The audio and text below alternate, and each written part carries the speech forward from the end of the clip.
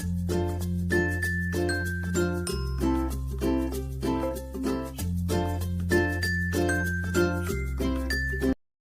Everyone, easy physics by N K channel पर आप सभी बच्चों का एक बार पुनः स्वागत है।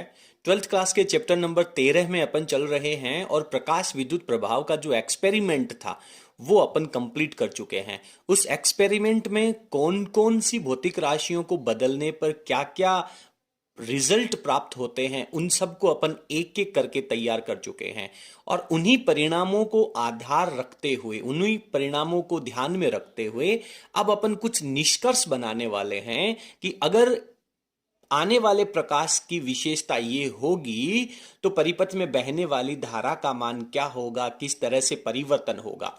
यानी आपने जो परिणाम पढ़े हैं उन्हीं रिजल्ट्स के आधार पर जब हजारों बार वही प्रयोग दोहराया गया और सेम रिजल्ट जब प्राप्त हुए तो अब वो अपने सामने नियम बन करके रह जाते हैं, यानी अब अपन उनको डायरेक्ट फॉलो कर सकते हैं। तो आज के इस वीडियो में प्रकाश विद्युत प्रभाव के जो परिणाम आपने सामने आए थे उनको नियमों के रूप में पढ़ने वाले हैं। बोर्ड परीक्षा में 2 अंकों का प्रश्न सामान्यतः यहां से पूछा जाता है और ऑब्जेक्टिव प्रश्नों में भी ये जो नियम है वो फंडामेंटल्स के रूप में अप्लाई किए जाते हैं। आज का वीडियो यदि आप लोग एंड तक पढ़ते हैं तो निसंदेह आप बोर्ड परीक्षा में 1 अंक का जो मार्क है वो आप कंप्लीट कर पाएंगे।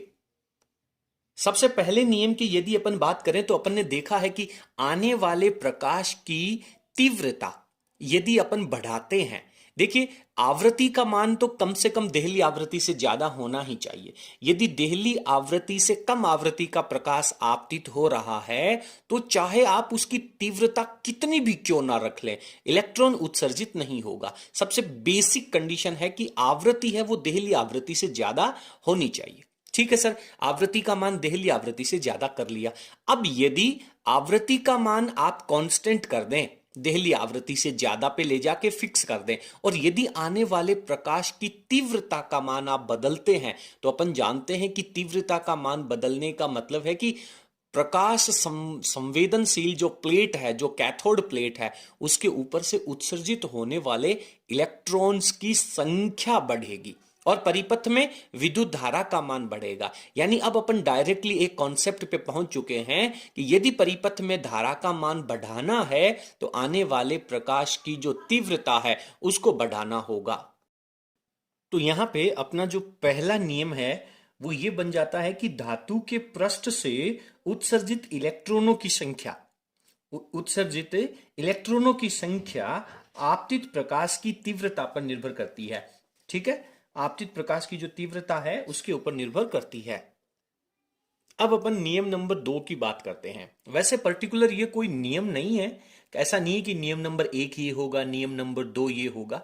ये अपने क्रम के अनुसार ऐसे ही लिखने का प्रयास किया, लेकिन ये पर्टिकुलर निश्चित स्थितियां बन जाती हैं। नंबर 2 पर अगर अपन चलें तो अपन ने लिखा है कि देहली आवृत्ति से कम आवृत्ति पर, समझ रहे, देहली आवृत्ति से यदि कम आवृत्ति का प्रकाश है परंतु देहली आवृत्ति से कम आवृत्ति पर प्रकाश की किसी भी तीव्रता के लिए, चाहे आप तीव्रता कितनी भी ज्यादा क्यों ना कर दें, यदि आवृत्ति का मान देहली आवृत्ति से कम है तो प्रकाश विद्युत धारा प्राप्त नहीं होगी। यानी जो लिमिटेड, जो निश्चित न्यूनतम स्थिति है उसके लिए आपको देहली आवृत्ति का प्रकाश या उससे ज्यादा आवृत्ति का प्रकाश डालना जरूरी है। ठीक है, क्लियर है? आगे चलते हैं। यदि नियत आवृत्ति कर दें, आने वाले प्रकाश की जो तीव्रता है, सॉरी आवृत्ति नहीं तीव्रता, यदि आने वाले प्रकाश की जो तीव्रता है उसको नियत कर दिया जाए, नियत तीव्रता पर प्रकाश की आवृत्ति बढ़ाएं। आवृत्ति बढ़ाने का मतलब क्या है? देहली आवृत्ति से तो ज्यादा होनी जरूरी है। अब देहली आवृत्ति से ज्यादा आवृत्ति का मान यदि आप धीरे धीरे बढ़ाएंगे तो पिछले वीडियो में आपने पढ़ा था बेटा कि संतृप्त धारा का मान तो नहीं बढ़ेगा। क्यों? क्योंकि उत्सर्जित होने वाले इलेक्ट्रॉनों की संख्या चेंज नहीं होगी। आवृत्ति का मान बढ़ाने पर केवल उत्सर्जित होने वाले इलेक्ट्रॉन की गतिज ऊर्जा बढ़ती है, और गतिज ऊर्जा बढ़ने का मतलब है कि यदि आप उन इलेक्ट्रॉनों को रोकना चाहें, यानी कैथोड के सापेक्ष एनोड को ऋणावेशित करें, तो आपको अंतक विभव जो है, निरोधी विभव जो है, उसकी वैल्यू बढ़ जाती है। यानी आप डायरेक्ट यहां पे कह सकते हैं, अर्थात यहां पे आप डायरेक्ट इसका कह सकते हैं, रिजल्ट लिख सकते हैं कि जो निरोधी विभव है, क्या, निरोधी विभव, उसका जो मान है वो आवृत्ति के समानुपाती होता है। किसके? आवृत्ति के समानुपाती। जितनी ज्यादा आवृत्ति होगी उतना ही ज्यादा निरोधी विभव होगा। ठीक है, आवृत्ति के समानुपाती होता है। यानी इन दोनों के बीच में ग्राफ खींचा जाए तो एक स्ट्रेट लाइन का ग्राफ आएगा। ये बात अपन ने पिछले वीडियो के अंदर बिल्कुल क्लियर कर ली है। ठीक है, इन नियमों को आप धीरे धीरे पढ़ते जाएं, लेकिन ये सारे नियम तभी समझ में आएंगे यदि आप इनके पीछे के वीडियोस को अच्छे तरीके से समझ चुके हों। और अब अपन इसी श्रृंखला में यदि अपन इसके अंतिम पॉइंट की बात करें, ये बात आपने आज से पहले नहीं समझी है, आप पहली बार समझ रहे हैं, थोड़ा समझने का प्रयास करें कि यदि देहली आवृत्ति से अधिक आवृत्ति का प्रकाश आपतित हो रहा है, कैथोड जो धातु है उसकी सतह पर देहली आवृत्ति से ज्यादा आवृत्ति का यदि प्रकाश आएगा तो इलेक्ट्रॉनों के उत्सर्जन में कोई कालपश्चता नहीं होती है। कालपश्चता का मतलब है कि इलेक्ट्रॉन जो का उत्सर्जन है वो तुरंत होता है। जैसे ही धातु की सतह के ऊपर देहली आवृत्ति से ज्यादा आवृत्ति का प्रकाश आएगा, तुरंत 10⁻⁹ सेकंड से भी कम समय में तुरंत इलेक्ट्रॉन का उत्सर्जन हो जाता है। कोई कालपश्चता नहीं होती है, कोई टाइम डिले नहीं होता है। ऐसा नहीं है कि ज्यादा आवृत्ति का प्रकाश आपतित होगा तब जाकर के कोई इलेक्ट्रॉन उत्सर्जित होगा। यदि देहली आवृत्ति से ज्यादा का प्रकाश आ रहा है तो तुरंत 10⁻⁹ सेकंड से भी कम समय में इलेक्ट्रॉन का उत्सर्जन हो जाएगा। ये सभी जो नियम है वो अपने लिए पढ़ने आवश्यक थे, क्योंकि इन्हीं नियमों को ध्यान में रख करके आगे का चैप्टर क्लियर होगा।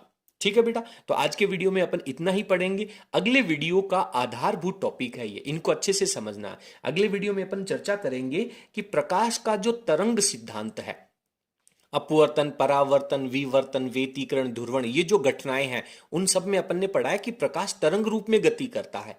और यदि मान लें कि प्रकाश तरंग रूप में गति करता है तो फिर वो इन सभी रिजल्ट्स की व्याख्या नहीं कर पाता है। क्या कारण है कि तरंग सिद्धांत के द्वारा आप इनकी व्याख्या नहीं कर सकते, उन सभी को अपन अगले वीडियो में पढ़ने वाले हैं। तो आज की क्लास में केवल इतना ही। ऑब्जेक्टिव प्रश्न भी इन्हीं प्रश्नों को, इन्हीं टॉपिक्स को ध्यान में रख करके बनाया जा सकता है, और विशेष रूप से कंपटीशन एग्जाम के अंदर ये फंडामेंटल के रूप में प्रयोग किए जाते हैं। तो आप सभी से मेरा अनुरोध है कि वीडियो की स्क्रीन को पॉज करें और इन सभी नोट्स को अच्छे से लिखें और इनको दोबारा एक बार और पढ़ें।